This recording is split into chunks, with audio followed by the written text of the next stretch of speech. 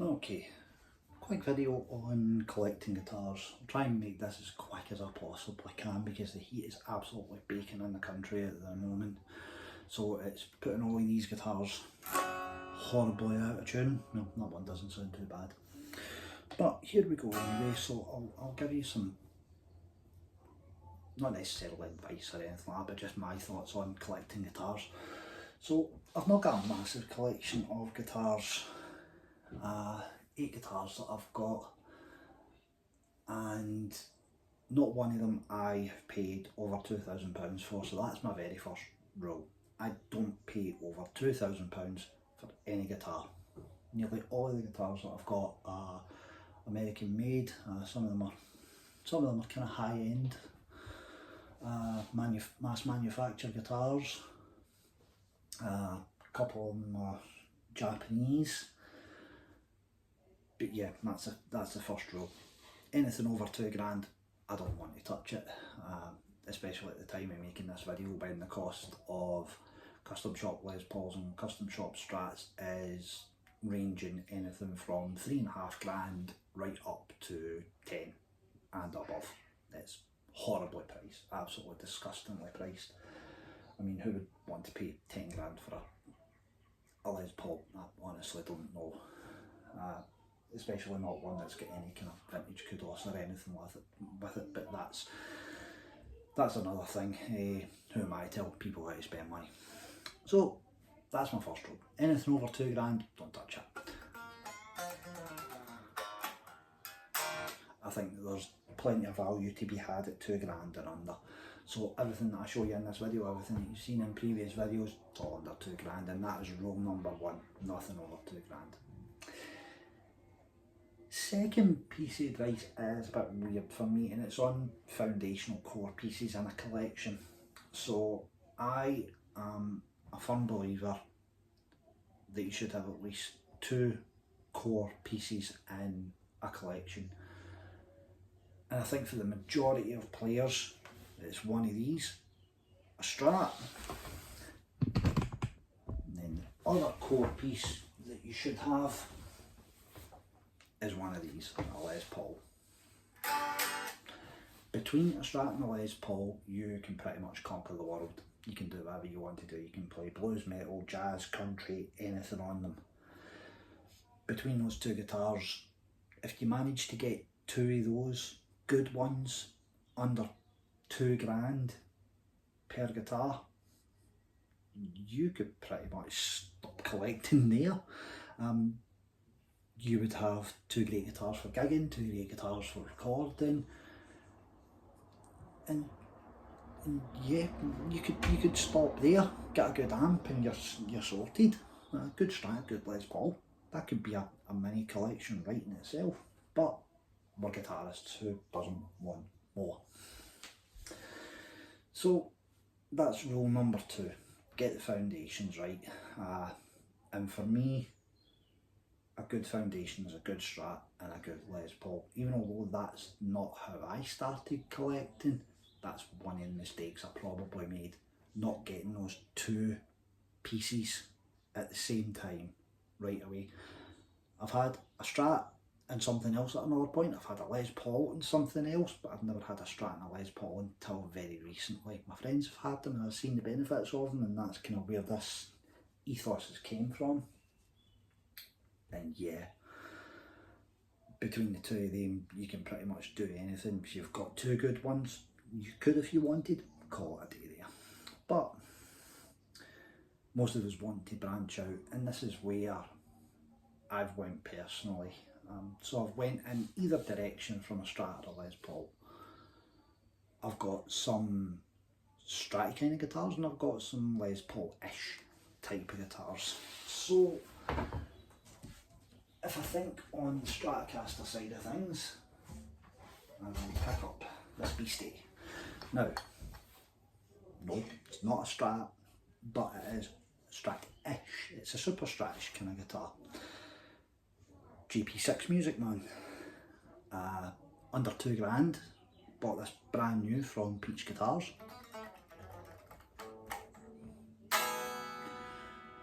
amazing sounding guitar, absolutely amazing sounding guitar, and if I need to do anything that's kind of got all the whittle on it, all that kind of crap, that's where I would go and what I would do. I'll just hit that notification on there, get rid of that. So this is the guitar that I would choose if I wanted a Superstrat type of guitar. I'm picking anything from my collection where I need to do a bit of all that kind of carry on. It's either this or my Ibanez RG. The Ibanez RGs, the Genesis models, they're amazing guitars. Well under £2,000, well under £1,000 in fact. You can pick them up brand new, and if you're going to go used, you can pick them up even cheaper than that. So yeah, amazing guitars that can be had for well under £2,000, and in some cases well under £1,000 for quality American and Japanese built guitars. So this is the kind of direction from a Strat, and I'll look at something that moves on from a Les Paul. Now, wee bit of a weird one, but it's this, a Wolfgang. So this is my hardtail Wolfgang.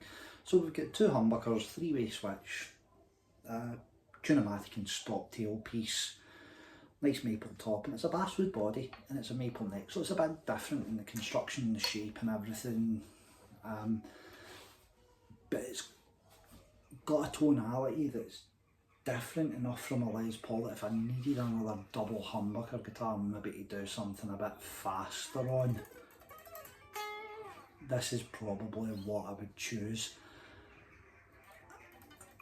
It's just a bit faster, I can get further up here really easy on this, and hitting that 22nd fret there is just so easy on this compared to the Les Paul. And it's those kind of things that you've got to think of, what does this guitar allow me to do that doesn't. So there's a different tonality, there is the different playability, and just the natural way that these guitars are. It's a difference that makes it worth having. So that's the two main kind of rules. Have the core foundation pieces, have your budget set. Mine's is never over £2,000. You can set the budget however you want. If you don't want to pay over £1,000 for a guitar, you could find a nice Les Paul Studio for under £1,000. You could find a nice Strat for under £1,000. No bother at all. So in addition to those two rules, the other rule that I've got is I don't modify any of my guitars. So every single guitar that you see is stock. I do not modify anything at all. If I pick up a guitar off the rack, it's got to work, and if it doesn't, it goes right back on the shelf, because if I think, right, oh well, that would sound nice with another set of pickups, I could really do with a wee pot change in there. I think the capacitor could be nicer in this, just to give that tone control a bit of sweetness. Like, I don't really like the plastics or the scratch plate on this. It's not aged, it's not really the colour I want. Anything along those kind of lines, I thought, I'm putting the guitar back, because I have been down those rabbit holes for years and years and years, and spent hundreds and hundreds and hundreds, and ultimately it never satisfies me. Now, that isn't the same for everyone. There is countless YouTubers, musicians and everything that will say tinker with your instruments and go and spend hundreds of pounds on pickups and capacitors and wiring harnesses and this and that and the next thing, and your guitar will sound so much more better, and it'll play so much more better, and it will solve all your ills, and it'll make everything brilliant. For me, no, it didn't. The guitars sounded a bit different. Did they sound necessarily better? In the case of some guitars, marginally. So my very first Ibanez RG that I got, upgraded all the pickups to DiMarzios, I took the tone controls out, volume controls out, had the thing completely set up. It definitely made an improvement to it in the way that it sounded and played. But I still ultimately sold that guitar.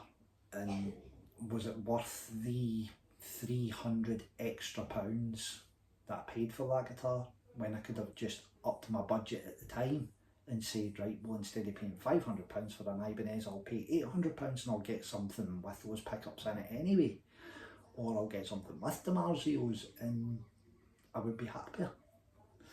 So that's the next rule. No modifications on any guitars. Anything that you see me play, it's all stock.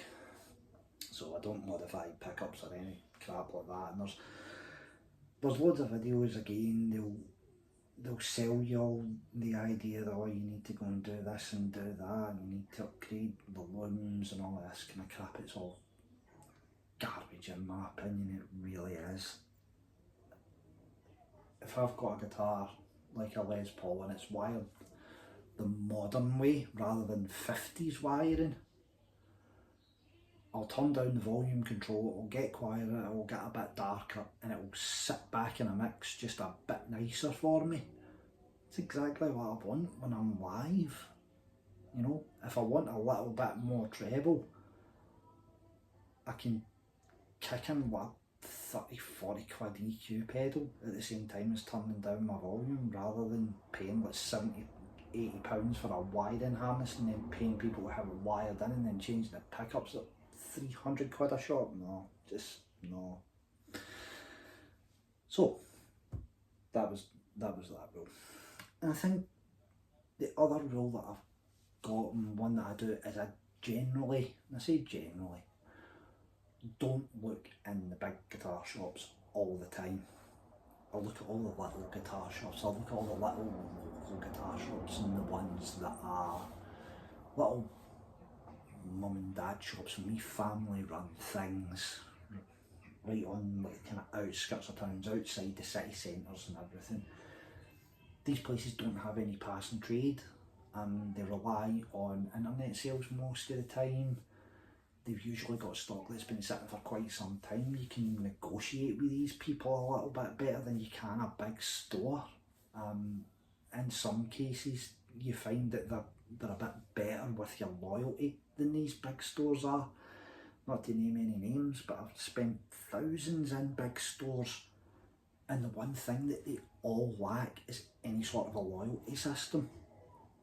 So I spent at one point maybe about £5,000-6,000 in one store over the course of maybe a couple of years. Now, it doesn't sound much, but maybe spending about £6,000 is a lot of money on guitars and amps and stuff. And then when I came to buy something else, I said, it's the best price you can do on it. Oh well, it's that one really, that's the best price that we can do on it. I was like, seriously, I've been spending thousands here for years and years. Nah, we can't do anything, I went to another store, another now fairly big manufacturer. I said, look, I'm wanting to buy this amplifier. He says, what's the best price that you can do for me? And because they're not a big chain or anything like that, they immediately just knocked a couple of £100 off it. I'd never bought a thing from them. And they just immediately knocked that couple of £100 off just for asking the question. So that's one thing I would definitely say. Look at the smaller places, look at the smaller shops where you can negotiate with these people a bit better. And they've also got better pricing. The bigger stores have got markups and margins to hitting things. Smaller stores don't have all that garbage. They'll buy something and they'll quickly look at what they need to make for the guitar, and in some cases they'll break even, make a little bit of profit off it, but they're not going to rip the backside out of it. Even the trade-ins at these places get, I traded in an amplifier, I got £400 for it, and the next week I saw it up for sale for 800. They've just doubled their money. So they could have sold that for maybe £100 less, £150 less than they actually did. But they're just out to make as much money as possible, and the service isn't there in most cases. smaller shops, definitely the way to go. You can find brilliant bargains because you find that people hang things in that are a little bit more unusual, maybe out in a country, and when I say country I mean the countryside, and it's maybe a guy who's had a guitar for maybe 20 years or something like that, and he hands it into this local guitar shop because it's the only one that's close to him, and because they're not going to get masses and masses of trade passing by, they'll price it really aggressively and then they'll put it online, as most do now, and they'll look to shift it as quickly as possible. In addition to those online shops, there's also internet retailers, so we've seen a big boost in all of these guys since COVID, and it's just individual guys sitting in their houses, they buy loads of guitars and they just punt them on for sometimes not a lot more than what they've actually purchased them from. They might only look to make like maybe like £100, £150, £200 in some cases off a guitar, and you can end up picking up great deals. So again, these kind of one-man band internet traders, look at them but know who you're buying from, because I dare say there's some unscrupulous ones out there, so a wee bit of due diligence will definitely go far. So just to recap on all the kind of rules, and I say rules loosely, this is just how I've done it. So 1, set your budget for what you're wanting to pay for guitars. Me personally, I don't think anybody should be really paying over £2 grand for a guitar, not in this period of time. 2, get your core foundational pieces in, whether that's a Strat and a Les Paul, a Telly and a 335, a Jazzmaster and an SG. Get those 2 core foundational pieces in, a good set of single coils and a good set of humbuckers generally. And then branch out from there. So branching out from there could mean maybe something like a Superstrat, or in the case of a Les Paul, it could mean picking up a PRS single cut. And then from a PRS single cut, you could maybe go to something like this. Wolfgang from the Superstrat, you could maybe go to something like a JP6, which is only a shredder, or an Ibanez RG, which is essentially another Superstrat guitar. But you see the way that it goes, you can branch out through there. And then that last rule is just really look at smaller guitar shops, look at all the smaller independent traders. Don't just automatically go to all your big stores, and we know who they are in the UK. And just one other little side note on brands and things. I've got some fairly well known brands here and stuff like that, but the one brand that I'm going to advocate for throughout all of this is Paul Reed Smiths. Now, to buy a Paul Reed Smith at retail, they are shockingly expensive if you're looking at the core models. They're £3.5 grand minimum at times if you're looking for maybe something like custom 22, custom 24. If you're looking for, what is it, a McCarthy 594 now, they can be like upwards of £4 grand and things. They are expensive guitars, but go back maybe about 15 years, maybe even about 17 or 18, you could even go back 20 years at this point, to maybe about 2000, 2005, and look at Paul Reed Smiths there. You'll find a plethora of amazing instruments, single cuts, you'll find custom 24s, standards, C models, EGs, all well under £2 grand, and you're going to pick up an amazing sounding instrument, a brilliantly built instrument, and something that's going to look incredible, and it's going to have a lot of care and attention lavished on it, probably more so than you would find from bigger brands like Gibson and Fender for about the same price and at the same period.